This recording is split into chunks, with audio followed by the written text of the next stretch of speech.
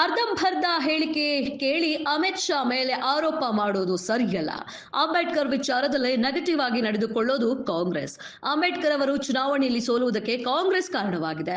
ಅರ್ಧಂಬರ್ಧ ಹೇಳಿಕೆ ಕೇಳಿ ಅವರ ವಿರುದ್ಧ ಆರೋಪ ಮಾಡೋದು ಸರಿಯಲ್ಲ. ಬಾಬಾ ಸಾಹೇಬ್ ಅಂಬೇಡ್ಕರ್ ಅವರಿಗೆ ಅಪಮಾನ ಮಾಡಿರುವುದು ಕಾಂಗ್ರೆಸ್ನವರು. ಗೃಹ ಸಚಿವ ಅಮಿತ್ ಶಾ ಹೇಳಿಕೆಯನ್ನ ಸಂಪೂರ್ಣವಾಗಿ ಕೇಳಿ ನಿರ್ಧಾರ ಮಾಡಬೇಕು. ಈ ರೀತಿಯಾಗಿ ಮಾಜಿ ಸಿಎಂ ಜಗದೀಶ್ ಶೆಟ್ಟರ್ ಹೇಳಿಕೆ ನೀಡಿದ್ದಾರೆ. ಎಂಎಲ್ಸಿ ಸಿಟಿ ರವಿ ಬಂಧನ ವಿಚಾರವಾಗಿ ಈ ವಿಚಾರದಲ್ಲಿ ನಾವು ಈಗಾಗಲೇ ಕಾನೂನಾತ್ಮಕವಾಗಿ ಹೋರಾಟ ಮಾಡಿದ್ದೇವೆ. ಈ ಹಿನ್ನೆಲೆ ಸರ್ಕಾರಕ್ಕೆ ಮುಖಭಂಗ ಆದಂತಾಗಿದೆ. ಸರ್ಕಾರದ ಈ ನಡೆಯನ್ನ ನಾವು ಖಂಡಿಸುತ್ತೇವೆ. ಸಿಎಂ ಹಾಗೂ ಡಿಸಿಎಂ ಈ ಬಗ್ಗೆ ಕ್ಷಮಾಪಣೆ ಕೇಳಲಿ. ಹುಬ್ಬಳ್ಳಿಯಲ್ಲಿ ಜಗದೀಶ್ ಶೆಟ್ಟರ್ ಈ ರೀತಿಯಾಗಿ ಹೇಳಿಕೆಯನ್ನ ನೀಡಿದ್ದಾರೆ. ಸಭಾಪತಿಯವರು ನಾನು ನಿನ್ನೆ ಹೇಳಿದೆ, ಇವತ್ತು ಯಾವುದೂ ರೆಕಾರ್ಡ್ ಇಲ್ಲದೇ ಪ್ರೈಮಾಪಿಷ ಕೇಸ್ ಇಲ್ಲದೇ ಅವ್ರು ಅರೆಸ್ಟ್ ಮಾಡಿದ್ದು ತಪ್ಪು ಅಂತ ನಾನು ನಿನ್ನೆ ಹೇಳಿದೆ ಸ್ಟೇಟ್ಮೆಂಟ್ ಕೊಟ್ಟಿದ್ದೇನೆ. ಏನೋ ಒಂದು ಪ್ರೈಮಾಪಿಷ ಬೇಕಲ್ಲ, ಒಂದು ಎಫ್ಐಆರ್ ಫೈಲ್ ಮಾಡಿ. ಓಕೆ, ಯಾರೋ ಒಬ್ರು ಕಂಪ್ಲೇಂಟ್ ಕೊಟ್ಟ ಮೇಲೆ ಎಫ್ಐಆರ್ ಆಗುವಂಥದ್ದು ಸಹಜ. ಎಫ್ಐಆರ್ ಆದಮೇಲೆ ಆ investigation officer has to investigate. ಅದು ಏನೂ ಮಾಡಲೇ ಇಲ್ಲ. ಅಟ್ಲೀಸ್ಟ್ ಆಡಿಯೋ ವಿಡಿಯೋದ್ದು ಹಿಯರಿಂಗು ಅಫಿಷಿಯಲ್ ರೆಕಾರ್ಡ್ ಇರೋದು ಸಭಾಪತಿಯವರ ಕಸ್ಟಡಿ ಒಳಗೆ. ಈಗ ಸಭಾಪತಿಗಳಂತ ಹೊರಟಿಯವರು ಹೇಳಿಬಿಟ್ರು, ಅದರ ಬಗ್ಗೆ ನಮ್ಮ ಸದನದಲ್ಲಿ ಯಾವುದೇ ದಾಖಲೆ ಇಲ್ಲ. Usually everything is recorded. ಅವಾಗ ಏನ್ ಮಾಡಿ, ಯೂಸಲಿ ಹಿಂಗೆ ಗದ್ದಲಾದಾಗ ಎಲ್ಲರೂ ಆಫ್ ಮಾಡಿಬಿಟ್ಟಿರ್ತಾರೆ ಸ್ಪೀಕರ್ ಅವರು. ಆ ರೀತಿ ಆಫ್ ಮಾಡಿದೀವಿ, ಯಾವುದೂ ರೆಕಾರ್ಡ್ ಇಲ್ಲ ಅಂತ ಹೇಳಿದ್ರು. ಹೇಳಿದ ಮೇಲೆ ಅಧಿಕೃತವಾಗಿ ಸದನದ ದಾಖಲೆಗಳನ್ನ ನೋಡ್ಲಾರ್ದ ನೀವು ಯಾವುದೋ ಆಡಿಯೋ ವಿಡಿಯೋದು ಯಾವುದೋ ರೆಕಾರ್ಡ್ ಇಲ್ಲದ ಸಾಕ್ಷಿ ಇಲ್ಲದೇ ಈ ಬಂಧನ ಮಾಡಿದ್ದಲ್ಲ, ಇದು ಕಂಪ್ಲೀಟ್ಲಿ ಕಾನೂನು ಬಾಹಿರ. ಈಗಾಗಲೇ ಈಗ ಹೈಕೋರ್ಟ್ ಅವರು ಅದ್ರ ಬಗ್ಗೆ ಅಬ್ಸರ್ವೇಷನ್ ಮಾಡಿದ್ದಾರೆ. ಯಾವುದೇ ಒಂದು ನೋಟಿಸ್ ಕೊಟ್ಟಿಲ್ಲ. ಸುಪ್ರೀಂ ಕೋರ್ಟ್ ರೂಲಿಂಗ್ಸ್ ಅದಾವೆ. ಯಾರನ್ನೋ ಒಬ್ಬರು ಅರೆಸ್ಟ್ ಮಾಡುವಾಗ ಅವ್ರಿಗೆ ತಿಳಿಸಬೇಕು, ಯಾವ ಕಾರಣದಿಂದ ಅರೆಸ್ಟ್ ಮಾಡ್ತಿದ್ದು ಹೇಳಬೇಕು. ಇದೆಲ್ಲ ಗೈಡೆನ್ಸ್ ಅದಾವೆ. ಇದನ್ನು ಮೀರಿ ಕೇವಲ ರಾಜಕೀಯ ಕುಮ್ಮಕ್ಕಿನಿಂದ ಒಂದು ರಾಜಕೀಯವಾದಂತಹ ಒಂದು ಪ್ರಭಾವ ಬೀರುವ ಸಲುವಾಗಿ, ದಬ್ಬಾಳಿಕೆ ಮಾಡುವ ಸಲುವಾಗಿ ಮತ್ತು ಬಿಜೆಪಿ ಲೀಡರ್ಸ್ ಟಾರ್ಗೆಟ್ ಇಡುವ ಸಲುವಾಗಿ ಈ ರೀತಿ ಕಾನೂನು ಬಾಹಿರವಾದಂತಹ ಕ್ರಮವನ್ನು ಇವತ್ತು ಕಾಂಗ್ರೆಸ್ ಸರ್ಕಾರ ಮಾಡಿದೆ. ನಿಜವಾಗಿ ತಕ್ಷಣವೇ ಸಿಎಂ ಡಿಸಿಎಂ ಇದಕ್ಕೆ ಕ್ಷಮಾಪಣೆಯನ್ನ ಯಾಚನೆ ಮಾಡಬೇಕಾಗ್ತದೆ. ಈ ರೀತಿ ಕಾನೂನು ಬಾಹಿರ ನಿನ್ನ ಅಬ್ಸರ್ವೇಷನ್ ಅಕೌಂಟಿನ ಅಬ್ಸರ್ವೇಷನ್ ನೋಡಿದ್ರೆ ಕಾನೂನು ಬಾಹಿರವಾದಂತಹ ಇವತ್ತು ಅರೆಸ್ಟ್ ಮಾಡಿದ್ದು ಪ್ರೂವ್ ಆಗಿದೆ. ಅದಕ್ಕಾಗಿ ಸಿಎಂ ಡಿಸಿಎಂ ಇದಕ್ಕೆ ಕ್ಷಮಾಪಣೆ ಕೇಳಬೇಕಂತ ಒತ್ತಾಯವನ್ನು ಮಾಡ್ತೀನಿ. ಮತ್ತು ಎಲ್ಲಿಯವರೆಗಂದ್ರೆ ನಾನು ಸ್ಪೀಕರ್ ಆಗಿ ಕೆಲಸ ಮಾಡಿದ್ದೀನಿ.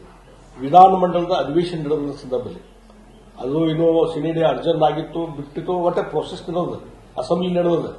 ಅಸೆಂಬ್ಲಿ ನಡೆಯುವಾಗ ಯಾರದೇ ಶಾಸಕರನ್ನ ನೀವು ಅರೆಸ್ಟ್ ಮಾಡೋದಾದ್ರೆ ಸಭಾಪತಿಗಳು ಮತ್ತು ಸ್ಪೀಕರ್ ಅವರ ಗಮನಕ್ಕೆ ತರಬೇಕು, ಅವರ ಅನುಮತಿಯನ್ನು ತರಬೇಕು.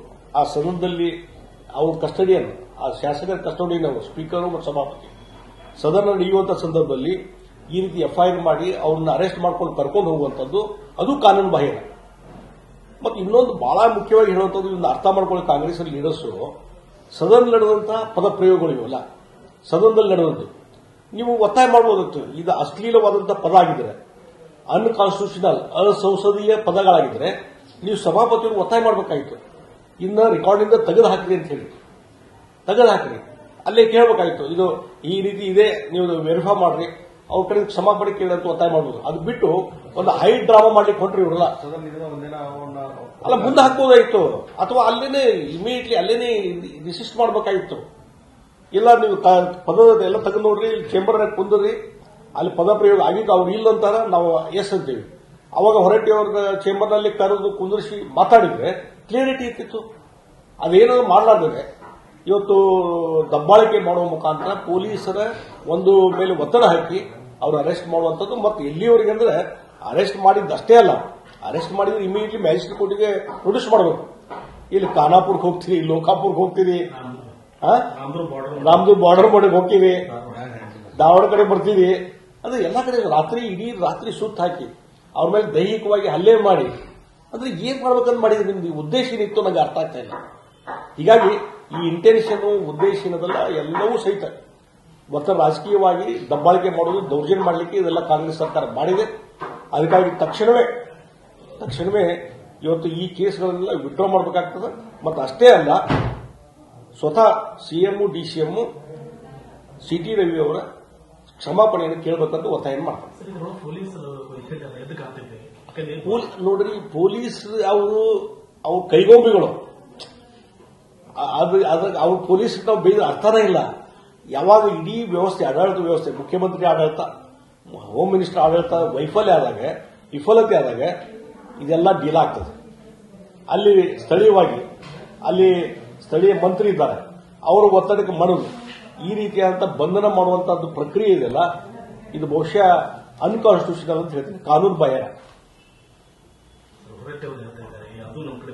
ಅಲ್ಲ, ಮತ್ತೆ ಅದಕ್ಕೆ ನಾ ಹೇಳಿದಲ್ಲ, ಸಭಾಪತಿಗಳೇ ಇವತ್ತು ಅದನ್ನ ಅಲ್ಲೇ ಕೇಳ್ಬೋದಾಯ್ತಲ್ಲ. ಸಭಾಪತಿ ಒಂದು ಅರ್ಧ ಗಂಟೆ ಅಡ್ಜರ್ನ್ ಮಾಡ್ರಿ, ಅದನ್ನ ಎಲ್ಲ ತೆಗೆದು ನೋಡ್ರಿ ದಾಖಲೆ, ಅಲ್ಲೇ ವೆರಿಫೈ ಮಾಡ್ಬೋದಾಯ್ತಲ್ಲ. ಮತ್ತು ಸದನ ನಡೆದಂತ ಸಂದರ್ಭದಲ್ಲಿ ಅರೆಸ್ಟ್ ಮಾಡಲಿಕ್ಕೆ ಬರುದಿಲ್ಲ ಯಾವ ಶಾಸಕರನ್ನು, without the permission of the speaker and council chairman. ಅವರು ಅರೆಸ್ಟ್ ಮಾಡಲಿಕ್ಕೆ ಬರುದಿಲ್ಲ. ಅರೆಸ್ಟ್ ಮಾಡಿದ್ದು without the permission of the speaker and council chairman. It is also illegal. ಒಂದು ಈ ಎಲ್ಲ ಘಟನೆ ಹಿಂದ್ಗಡೆ ಇಲ್ಲೊಂದು ಕಡೆ ಪಂಚಮಸಾಲಿ ಸಮುದಾಯ ಸೇರಿದಂತ ಲಕ್ಷ್ಮೀ ಹೆಬ್ಬಾಳ್ಕರ್ಗೆ ದೊಡ್ಡ ಅಂತೇಳಿ ನಿಮ್ಮ ಬಿಜೆಪಿಯ ಪಂಚಮಸಾಲಿ ನಾಯಕರು ಸಿಟಿ ರವಿ ಬೆಂಬಲ ನಿಲ್ತಾ ಇದೆ ಅನ್ನೋದು, ಅದು ಡ್ಯಾಮೇಜ್ ಕಂಟ್ರೋಲ್ಗೆ ಮುಂದಾಗ್ತಾ ಇದ್ದಾರೆ.